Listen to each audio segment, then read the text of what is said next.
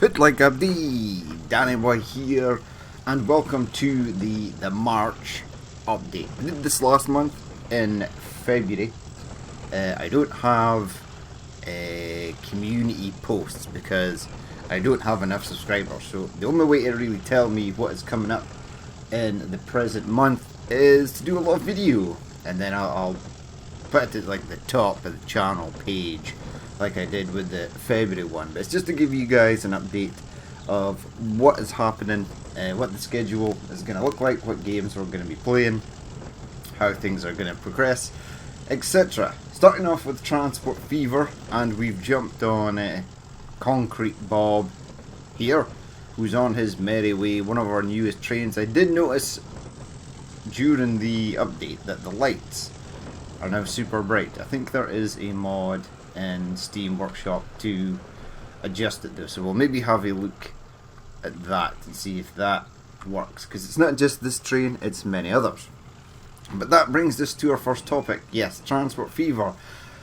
At the end of February, the patch dropped. They were porting the game across so that Mac users could get the benefit of it, and they also changed over to the Vulkan graphics system, which has worked absolute wonders for at least my games. I've heard of people who have had issues with it. Some people have had to revert back to the Open GL graphic system. For other people it has worked wonders also. But yes, kudos to Urban Games. The patch has worked really well. Gameplay is a lot smoother, it's a lot better. So we will be continuing with the Nimby Rails / Transport Fever 2. We're sort of like playing this out because the old Transport Fever 2 map died because it was so laggy.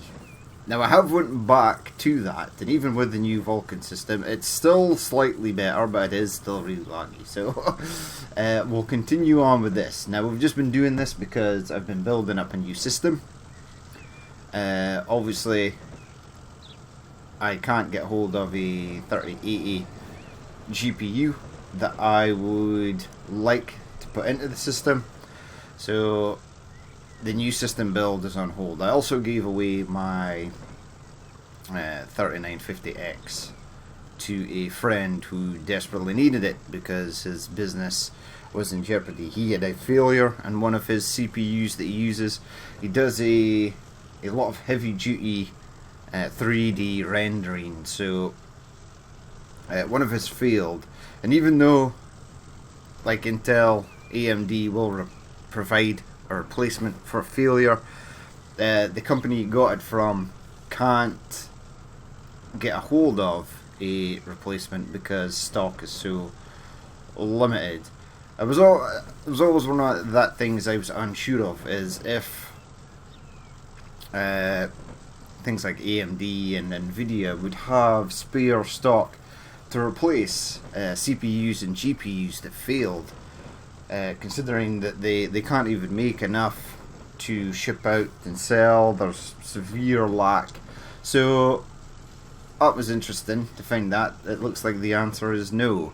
Maybe you've had a CPU or GPU failure and you've managed to have it replaced lickety split quickly, but that's the one case I know of where someone's had a failure but it has not been able to be replaced because they just do not have the supply to do so. So we will be continuing on though. We're building, well I am building on the Nimby Rails, and we are heading south on the east coast down towards York and London. It takes a long time to build stuff in Nimby Rails, and this section from Newcastle to London is taking a very, very long time. So it's okay though, because we'll do the freight episode. So we've got the Balfour Betty train and Concrete Bob up and running here in Scotland, and we'll be doing freight down south as well. Absolutely, there's tons of freight trains for the south, so that's really nice. we'll be able to do those in times where I am building out NIMBY Rails tracks in the future. So we will be continuing with this. The map is running really well, really happy with it, and we shall continue to do so. We'll finish off this series hopefully. I don't know when it's going to finish, April, May, June, but it doesn't matter because we're not going to start a new Transport Fever series until I get the new system up and running. All new series starts I want to be running on the new system, basically. There is maybe one or two that I might still do on this old system, and we'll get to them next. So the next game that we are currently playing is Anno 1800, and we're going to head there now. So here we are, Anno 1800. Now this is as far. We actually built more in the Docklands in the last episode, but it kept on crashing, and then I had to keep on reverting back to autosaves to get back to roughly where I was. Now the autosave in Anno 1800 is extremely well done. Unlike Transport Fever and some other games, you very rarely notice that the autosave is actually doing a save. It's not very intrusive. It doesn't halt building or slow down the game or sort of pause the game until the autosave is done. 9 times out of 10 you don't even realise that an autosave has been done, and you just continue on your merry way, oblivious to the fact that the game is saving your progress. I think mine's is set to every 5 minutes, but you don't notice it. Unlike Transport Fever, where you can't build things, it gets super laggy and it takes quite a long time to do an autosave. But yeah, so this is where the last save ended up. Obviously in the episode we built more. It crashed 3 times in that episode. I then went on after the episode to do some testing to try and build some more stuff, and it kept on crashing again. Now, one of the mods I have installed is to increase the size of where Docklands, the range in which harbours can be extended out this way. I think that is the mod that is causing havoc with the Docklands DLC. And now that's not good, because a lot of the harbours I have built way beyond the vanilla borders of where harbours could extend to in the vanilla game. Now, I was going through testing. I was like, well, I'll remove the mod. That didn't work. The game crashed horribly every time. It wouldn't load, so we're just getting a DirectX error. So I then went through the painful process of checking all the Anno files for corruption, sort of installing the whole game. You can do that in the Ubisoft, I can't remember what it's called, it's like a backup, and then it just checks through all the files again and then puts you back. It doesn't affect save games or anything, but everything was fine there. I then, during testing as well, noticed that it started crashing when I was on other places in the map. Now when I say crashing, I don't mean this happened 1 or 2 times, it was happening a lot. I'm actually surprised that I've been able to record this far, even though we're just in this sort of overview 360 pan round camera, it hasn't crashed yet. I think it's because I'm not touching anything or building anything. But yeah, I was over in Mbessa doing something and the game crashed, which had nothing to do with the Docklands DLC or the mod that extends the harbour. So that got me slightly concerned and worried. I have seen other people who play Anno 1800, Nefarious, for example. I actually really like Nefarious. I like the content and the things he does. He seems to be a Anno master as well. He's played many playthroughs of it. Yeah, I think he's on like extreme survival playthrough just now, and his cities turn out to look really good as well. But yeah, I don't know entirely how to fix this. If I delete the harbours back I then get really bad stock issues because harbours are no longer have those warehouses to store all the goods. And that's bad. So I don't know entirely what to do. I'm not abandoning Anno. There is new DLC content coming out. There's going to be the tourism with the hotels, and there's going to be the high-rise buildings, which leads me to one thing. War is declared. War is always declared. With Anne Harlow. That's fine. We're not actually playing anyway. Right. If I build up Coruscant or Crown Falls here, and then all the new tourism and high-rise buildings come out, I don't know where I'm going to put them. It's going to mean having to destroy a lot of things. I don't know how the mechanics of those DLCs work just yet. You might have to create like a road or highway system because there is buses in it. So I'm not sure what to do exactly. I will think on it, and then I will see if I can get it to work. The mod might be patched soon, or there might be something that pops up that fixes it. But for right now, the Anno series is on hold for the moment until I can get it fixed. I would really love to get it fixed. We just got to the Land of Lions, and I was really looking forward to building there. But I also want to use the new DLCs as well. So we'll have to see how that goes out. Now it could be a point that the DLC... Yeah, so it could be that the tourism DLC drops and then the game breaks again. But as you can see here, for example, this harbour is extended way out. And that's not something you can do in the standard game. It sort of cuts off around about here. It means deleting all this, but like in here, we have like 2,380 logs. They all get dumped into the ocean, and then I thought maybe I will take them over here, but again, that's the same. I have to delete this over here, build out that way. It was a real mess. So the Anno 1800 playthrough is going to go on hold for the moment. The thing is as well, I don't want to build up any more of Coruscant, because as I said before, I don't know how the system for tourism and the high rises is going to work, etc. I just don't know. I could continue and finish building this city in all its glory, and then the game could come along at the end and go, well, you need to delete like this entire section here to get something in, or all this over here in this World's Trade Center, Trade Fair building is going to have to be moved. So I just don't know what to do.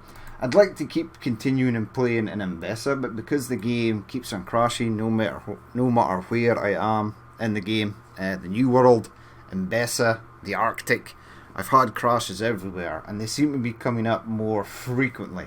I do believe it's more an issue with building and not just moving around the map. As you can see, we're moving around the map here, and it's sort of working okay. I am scared to click on this because often when I do, it crashes. There we go, that worked. Yay. But yeah, these modules here, go to the main building. So these, loading wharf, no.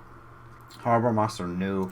Repair crane, pier, right? The pier, yeah, you see there where it's like flashing and stuff a lot. Now I've built that and it worked. It didn't crash. Oh, maybe it's fixed. So that might just be what I might have to do. But we'll see. We'll see how we get on. Obviously I want to keep playing this. I've heavily invested in this Anno playthrough. We've done a lot. It's not like I only just started it. In fact, we're almost, once Mbessa is done and the new DLCs pop out, would have been pretty much done. So unless some more DLC comes out straight after this current sets of DLC, but I wouldn't imagine it. Things like that take quite a long thing, quite a long time to continue. One of our ships is under attack. For some reason, we've gone to war with Anne Harlow. We could absolutely send ships in to destroy her, but when I go back to the previous save, we probably won't be at war. These ships took damage there trying to engage this. Whoa, what was that? Right, enough of the Anno. Let's go on to our next thing, which is workers and resources. Soviet Republic. So, here we are on the workers and resources Soviet Republic map. Now, I will admit, I really do like this game. For me, it is the perfect blend of, say, something like Transport Fever and City Skylines. Obviously not to the scale in which they entail both their specialities. One is obviously transportation, the other one is obviously a city builder, but this is kind of a love child, we'll say, between the two. And it's set in like a, well, 60s, 70s, 80s, 90s Soviet times, which I think is a pretty epic setting to have it in. It really does work well. The game is very unforgiving, so if you are a new player, take heed. Power heating, if not maintained correctly, will destroy your civilizations in the blink of an eye. But I like it. I like the micromanagement. I like the fact that I can provide each citizen with everything they need and have trucks or trains or planes or ships. Planes now. I'm so happy about the planes. Can go out and deliver them as such. So we will be continuing on this map. We're going to be doing some farmland over here, possibly some farmland over this side and over here, and we'll get lots of grain coming in. I want to do a little village and put some livestock farms around it as well. I might just put a little town in here for no reason at all, except for I'm putting a little town up here. This might be a mining town or something, because we're going to have to get gravel. I do believe there is coal in them there hills. I'm not sure if it's that mountains exactly. I'll have to check the map. But yeah, we've been playing this. We're now in the third iteration of Workers and Resources Soviet Republic. The very first playthrough was just a vanilla playthrough, sort of testing the game and see how, learning the mechanics and etc., which we did. We then moved on to a modded version, which then crashed horribly when the new patch with the aircraft landed. I did manage to get it fixed, but then I had already started an idea for this. So we've got our Fisk fishing village, we've got Fisk port, we've got Rushkinov, we've got Finlandia logging camp. We need to rename this area, although it has not given me. I think I can just name that, rename that. I think I can. I'm pretty sure I can. How did I rename the other ones? Yeah, I can rename that. So that's Finlandia logging camp, Fisk port. Yeah, I just click on it and rename it. Okay, yeah, so we will be continuing on. We're going to do the farmland over here. I'm going to build a substantially large city in here and an even bigger port. This thing is interesting. This thing here actually works like a fishing vessel. It doesn't collect food from the actual lighthouse. It actually heads down the direction in which the lighthouse is, on which the range that the lighthouse cover, and it heads down there and it picks up, it's supposed to be fish on its way. It's converted into meat, obviously, and then it can head back. And it's not totally OP because it takes a very long time for this to load. As you can see, it's loading up there. 27 tons of meat. Yeah, it's great. Our building is on fire. That's interesting, because when I go through to this next playthrough, as soon as I load it up, that building is going to be on fire. What's in it? Just a rural dock that doesn't really serve any purpose. There should be fire engine over here. PMG truck 1. Where are you? Yes, I went old school. I went vintage old school for this because it's supposed to be an old fishing town. Vintage old school might not pay off. It is getting there. It's hell of a slow. This bus moves out of the way. Was that your problem? Was the bus? Oh, that fire's growing. Yeah, but the workers and resources will continue. It's one of those games that when I know I have to come and record it, I actually get really happy and excited about going to do so. You've crashed into the pier there, buddy. But you are taking care of the fire. Perfect. Yep, so that will continue.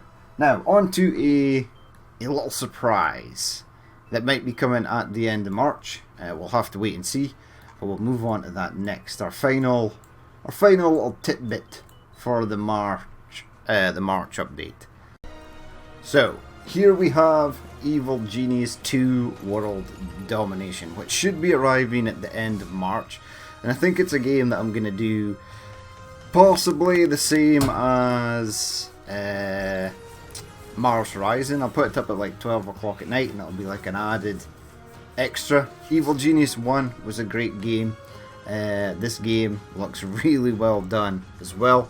It's coming at the end of March, so we might add this to the channel as a sort of extra bonus game. So looking forward to that and see how it pans out, see what it looks like. I will be getting it either way, to either play on my own or put on the channel. Leave me a comment below. Let me know your thoughts on Evil Genius 2. But yeah, that is the final little surprise there, that this might be coming to the channel, if it's any good, which I'm assuming it will be. It looks good, so that is something to look forward to.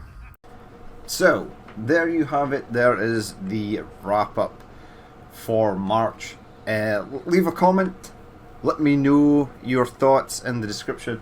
Also, if you play Transport Fever and you have had issues with the patch or benefited from the patch, let me know. There are some people I know of that are sort of doing tests with the patch to see how it fares, and if you have a problem, they might be able to help, or I might be able to help. So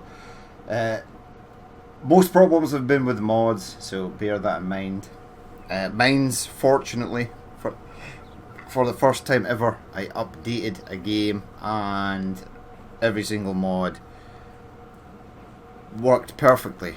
Although I got lucky because there ain't many mods, or there's not tons of trains and stuff on this map currently.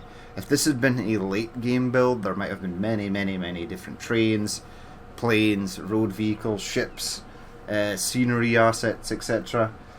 But I think we've gotten lucky because this was just the start of the series. So we will continue on. As I said, leave me a comment, let me know about your thoughts for the future.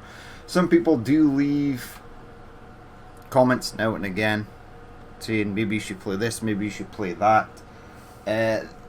9 times out of the 10 it's a game that I own and that I do play personally on my own. And some of them I would really like. A lot of people have said, if you like building games, why don't you play City Skylines? I actually have a City Skylines game with all mod packs installed in a city that looks absolutely epic. I'm not going to put it on here though.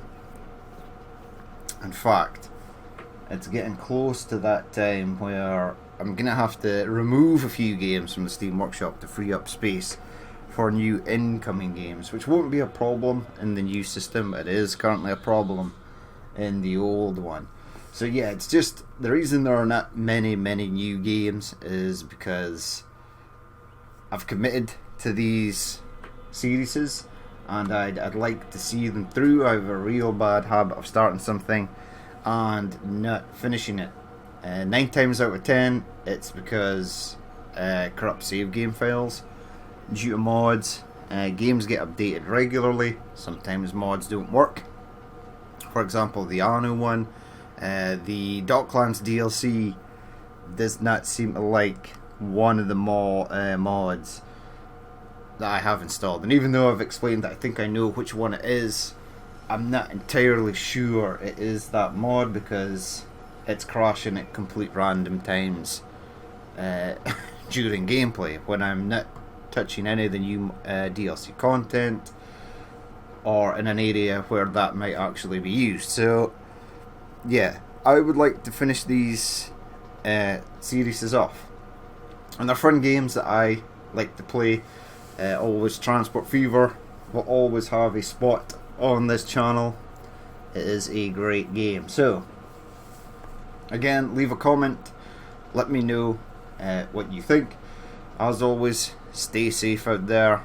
It looks like the pandemic situation might not be closing to an end swiftly, but it looks like it's getting to a point where it shall be on the downfall pretty soon. So things might return back to normal soon. Hopefully that is the case. I know many people would love that. I actually know some people that are really happy with just staying in their house and not having to go into the office and stuff, and that they would like not the pandemic to last forever, but just to be in the situation they're in, but at the weekend be able to go to the pub. They'd still like to work from home, etc. My previous company I used to work for actually closed all its offices and is having everyone work from home, even when the pandemic stops. They're not going to reopen the office. They've actually sold the building for it, and they're going to have a smaller office where key people that need to be beside the yard and all the equipment and stuff will be able to work, especially logistics, etc. And then everyone else is going to work from home. So it's going to be different times ahead. So as always, stay safe. We are almost there. And as always, leave a like, comment or dislike if you wish to do so.